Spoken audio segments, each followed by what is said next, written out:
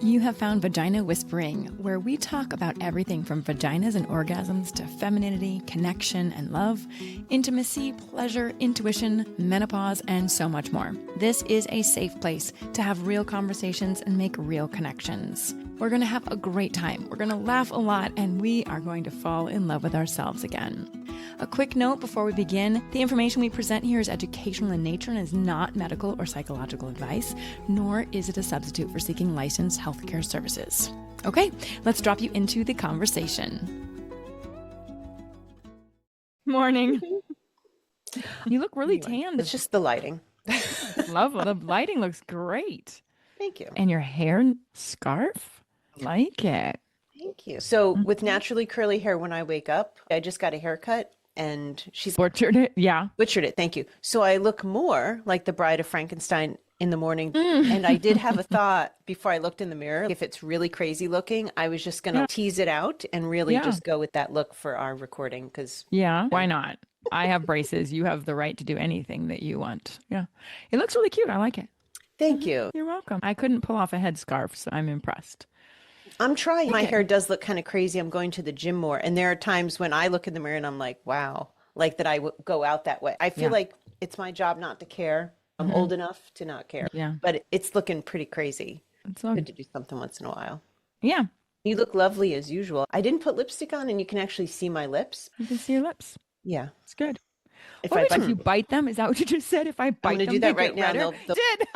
They'll have a little bit more color.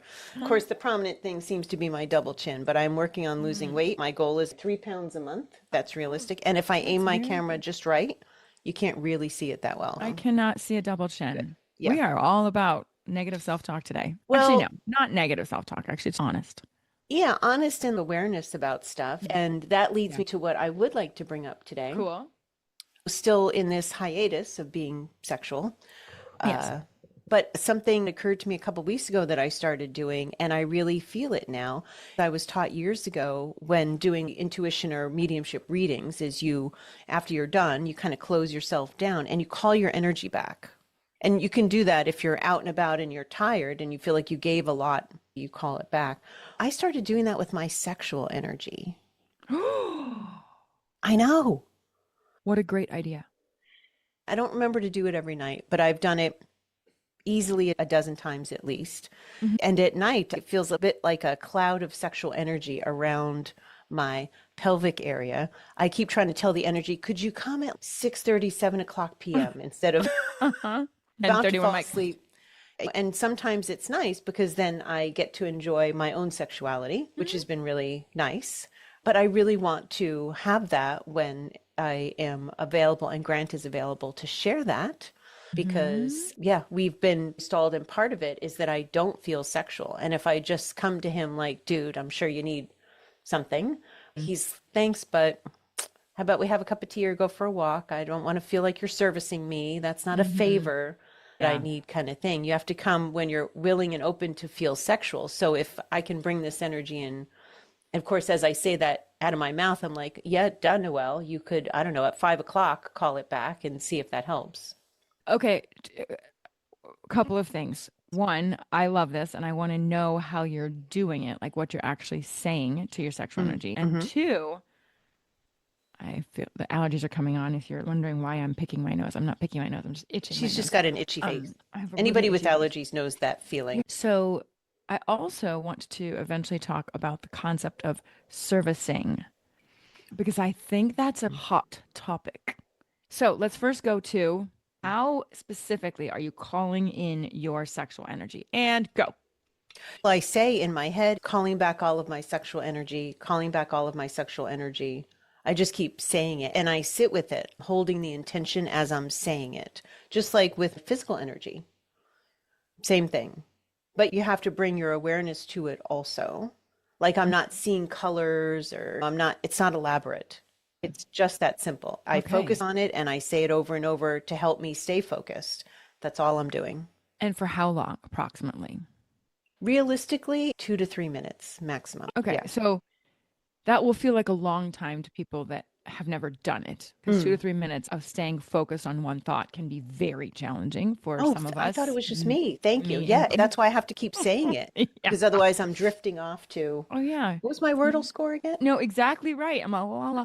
That's how I started meditating again, thank goodness. And that is one of the things that just keeps coming up. This is a practice, and you have to continue to practice, and it will get easier, but it is called a meditation practice. It's a practice, a Yeah. daily committed practice. And my brain has been teaching me that by all of my scattered thoughts. I'm like, and once again, we remember that it is a practice. Yeah. Yeah. So this is a calling your energy. It's a practice. And I would imagine the first time that you did it, maybe you didn't get that warm, lovey, oh my gosh, there she is feeling. And you're like, okay, I have to continue to practice. You said it's finally working 2 to 3 weeks, Maybe four like to a month. five. What I'm Okay. noticing, like last night, I was about to fall asleep, but I didn't call it back and I felt the energy in that area. No, Times. maybe it was calling you, Fair like, enough. Noelle, And call me in.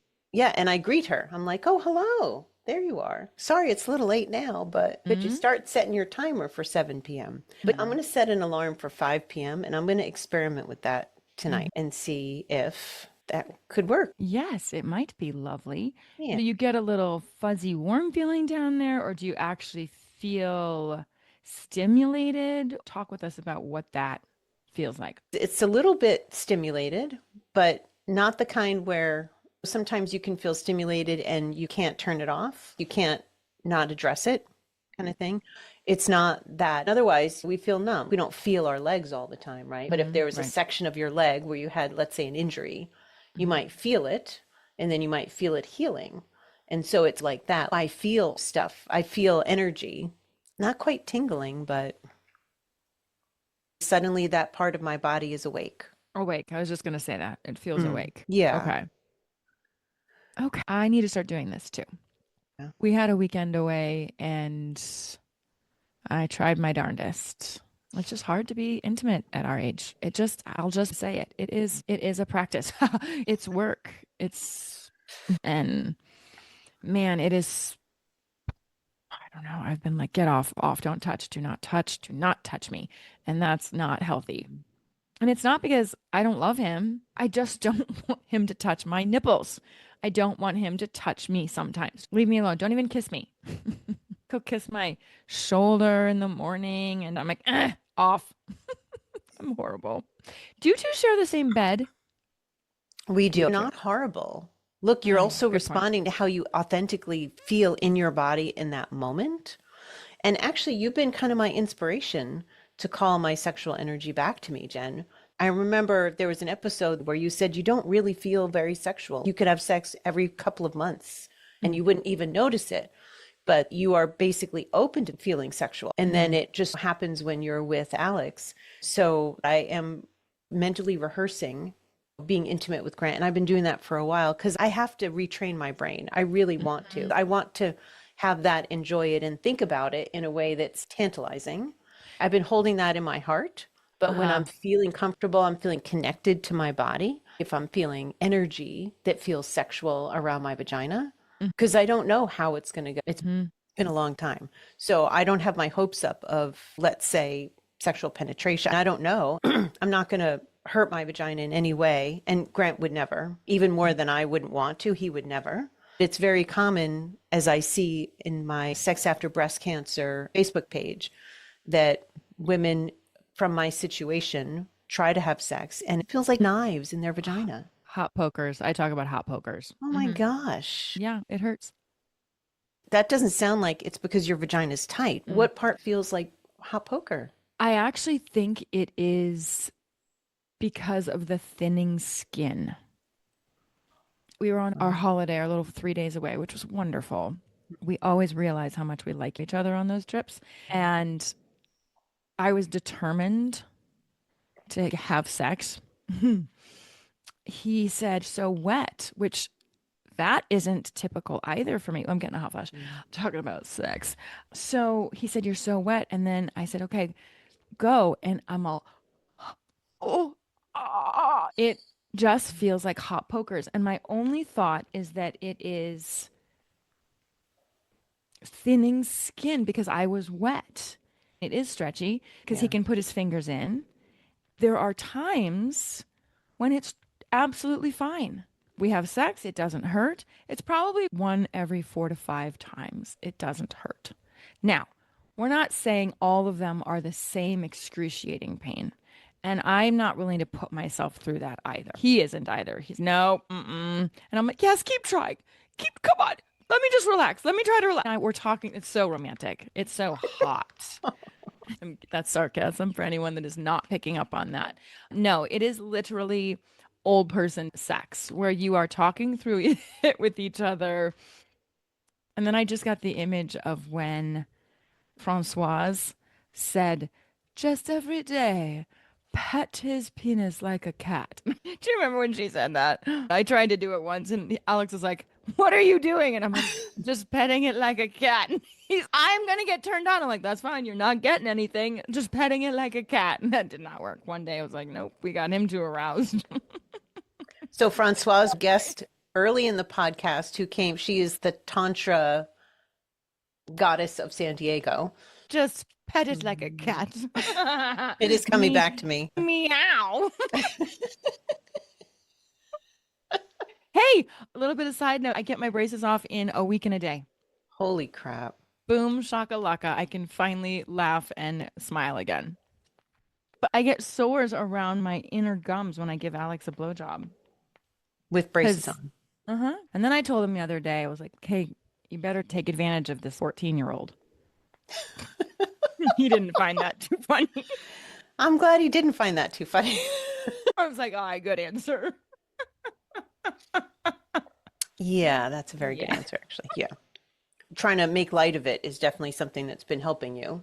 I think that's probably a key takeaway from almost everything is we have a choice to make it really heavy because it is, as we get older, I will be the first one to say it is challenging to stay lighthearted. And I don't stay lighthearted. I get angry. I get pissy. I get all of those things. And a lot of it is hormones.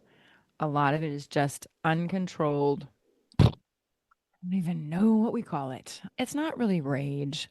It's annoyance. It's uncontrolled annoyance. And then I just get mad like that. Yeah. Gah! That stuff. Let's remember back to when we were teenagers and we were getting our period, let's say the first couple of years, when you're getting used to the pattern of how you feel different throughout the month, right? You don't really know how to manage yourself because it overtakes you.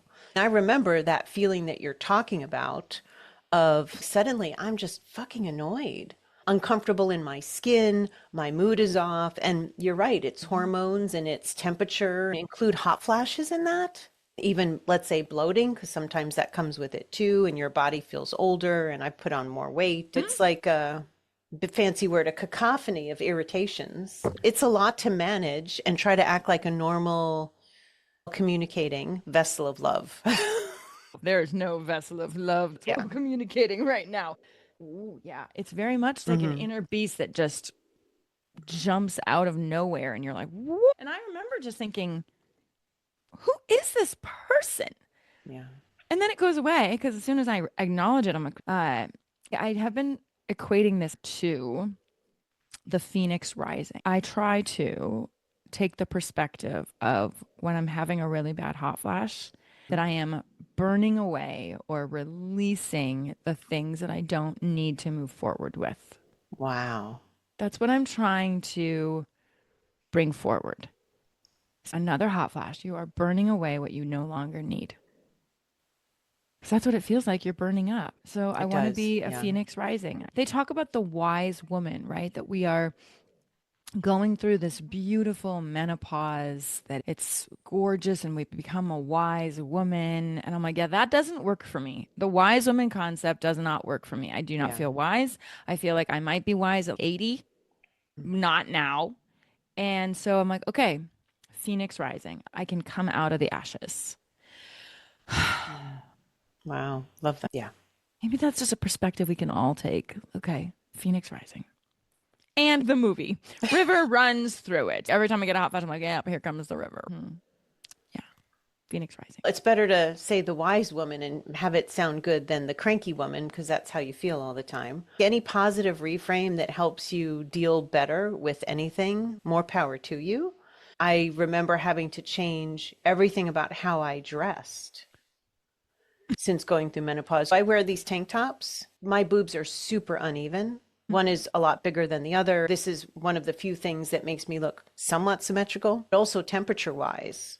I have one layer over. It's a little bit chilly in the house right now. Always layers, always a thin layer at the bottom, not just a bra. Unless I know a place is going to be really cold, I'm not going to wear a sweater. I have sweaters. I should just get rid of them. I'll probably never be able to go back and wear an actual sweater as a shirt unless I go to the Arctic.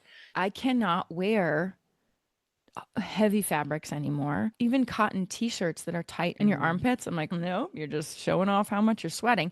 And I've started doing cardigans or button downs and also bringing a scarf, like a shawl, because I go from hot, then I start sweating and tons. I'm getting the night sweats all day.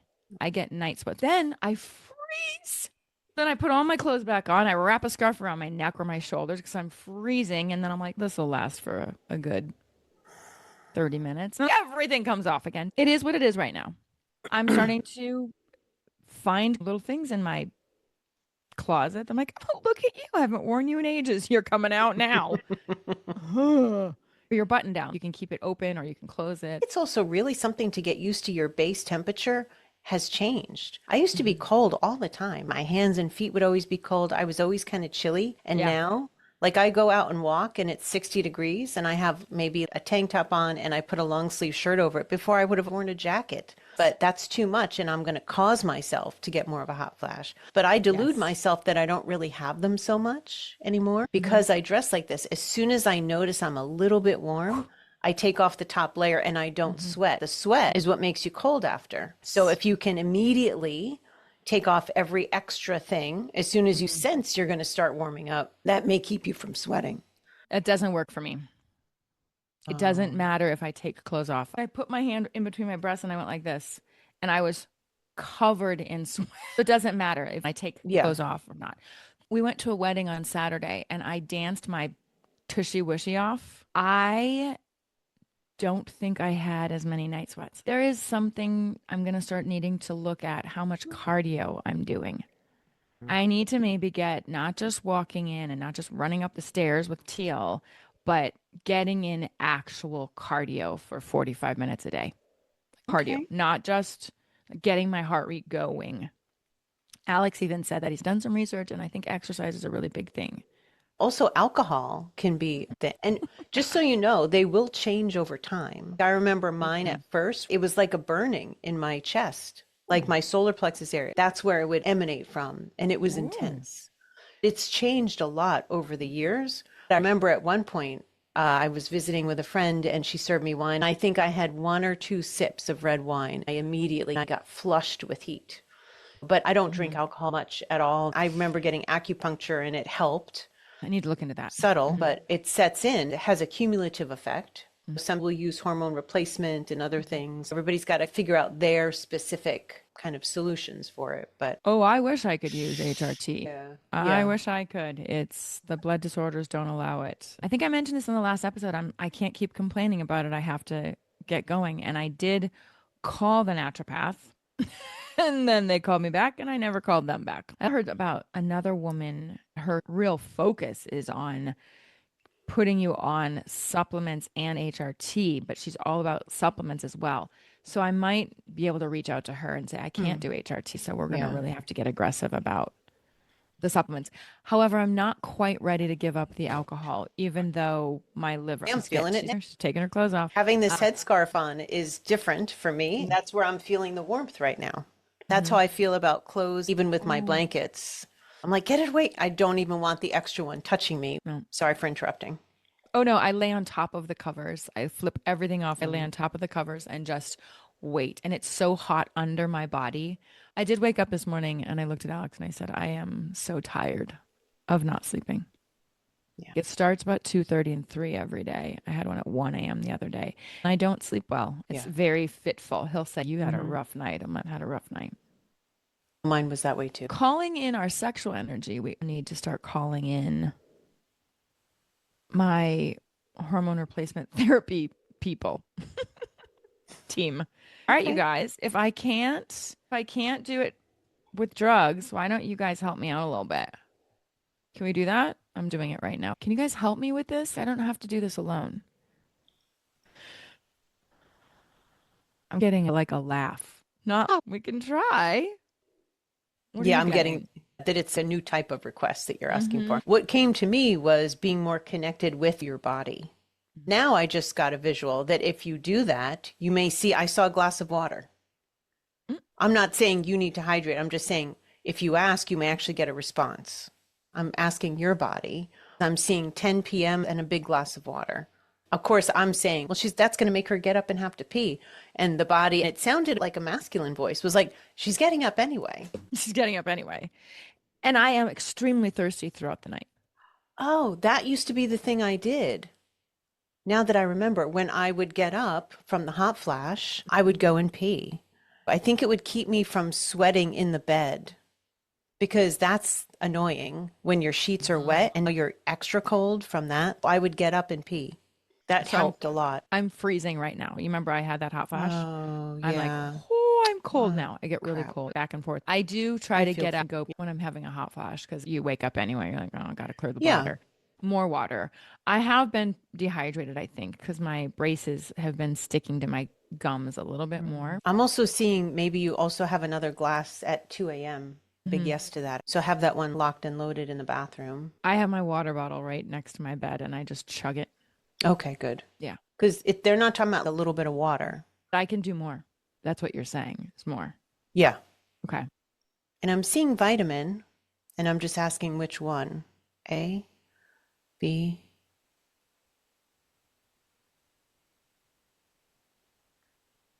I think she's muscle testing. Check in about taking zinc, more zinc. Do a little research on zinc effects with, let me just Google that since we're here. I'm seeing that may be specific to yourself. Okay. Gosh, I wish I had thought to communicate more with my body when I was in that state. I know. Okay, zinc and perimenopause. We're just going to see what it says. Zinc during menopause, hair immunity, hormonal. Zinc supports hair growth, immune function, hormone balance, and skin health during perimenopause. This is PeriPlan. I don't know if it's vetted. Never heard of this. Signs you may be deficient in zinc. It's not routinely tested. Hair thinning or shedding, poor wound healing, and recurrent infections or slow recovery from colds, loss of taste or smell, a more severe sign. White spots on the fingernails, dry or rough skin, and reduced appetite. It does say best forms of dosing. There's somebody I follow on Facebook. She does natural remedies, but her big thing is we're doing it wrong. We think that rosemary water is supposed to be really good for us. We're supposed to steep rosemary in water and drink it. There's like all sorts of health benefits, but she said you can't go beyond 142 or whatever. The temperature is very specific. So if you just boil water and throw it on your rosemary, it's not going to do the trick. You're not going to see any benefits. And her whole thing is it's not that it's not working, it's that you're not doing it correctly. And I think that is probably a big reason why we don't see benefits from the natural stuff. So this says food sources and practical tips. Red meat, particularly beef and lamb, is the highest bioavailable dietary source of zinc. I had no idea. Shellfish, fish, especially oysters, contain extraordinary concentrations. Poultry and fish provide moderate amounts for plant-based eaters. Pumpkin seeds are an excellent source and easy to add. I love pumpkin seeds, but I can't eat those right now. Oh, I wonder if I was craving them because I needed them. Hemp seeds, cashews, legumes, whole grains all contain zinc. Phytate content of grains and legumes reduces absorption. Soaking, sprouting, or fermenting legumes and grains reduces the phytate content and improves zinc bioavailability, making fermented foods like sourdough, tempeh, and miso better zinc sources than their non-fermented equivalents. Taking zinc with a protein-containing meal enhances absorption. If supplementing, take it at a different time from calcium supplements and iron supplements. So it's all this stuff that if you just think, oh, I'm going to take zinc, but you're taking it with your calcium pill. Oh, it's all this stuff. I know. It's a lot. It's important for us to continue to do research and not just take one little thing, right? Because this might not be the end all, the holy grail. Thanks for joining us. To access the interview on video, visit our Vagina Whispering channel on YouTube. If you have a topic you'd like to learn about, or if you have a specialist you'd like us to interview, please email us at vaginawhispering@gmail.com. And on a final note, while Noelle Dean is a licensed marriage and family therapist in the state of California, she does not provide any psychotherapy or other licensed healthcare services as the host. Any action you take based on the information contained herein is strictly at your own risk. Please refer to the podcast disclaimer in the show notes for further information.